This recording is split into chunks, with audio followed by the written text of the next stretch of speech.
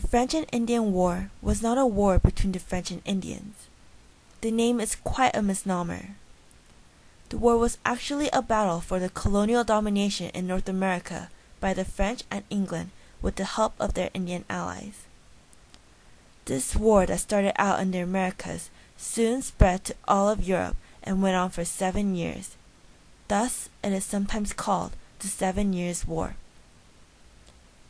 France sought the lands next to the Great Lakes and the Ohio River Valley, mainly for trade purposes, such as the exquisite beaver pelts. As the French kept expanding in search of more luxuries in the New World, Britain felt threatened by France's want and needs of more land.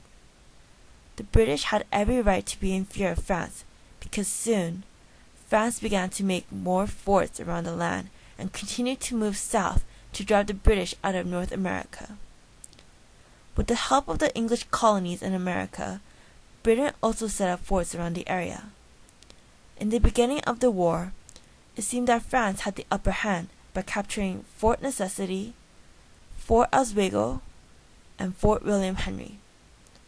The tide turned when the British attacked Louisburg, Fort Ticonderoga, and Fort Fontana.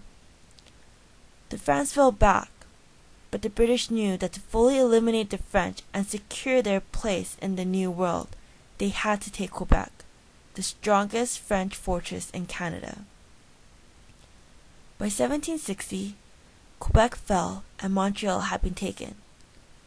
The French surrendered, and the British gained control over most of North America. The war came to an end on February 10th of 1763 with the Treaty of Paris, where France ceded all the land east of the Mississippi to Britain and all the lands west of the Mississippi to Spain.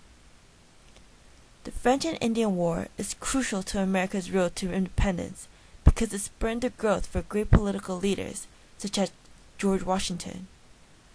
With the war, many of the early colonists were able to gain war experience, which will be crucial when fighting for their revolution later on. Also, the French and Indian War acted as a catalyst to the growing hostile tensions between Britain and its colonies. The debts that Britain gained from the war was tremendous, and to pay it off, they had to tax the colonies more. The increasing taxes further increased the resentment the colonies had toward Britain, and eventually sparked America's road to revolution and independence.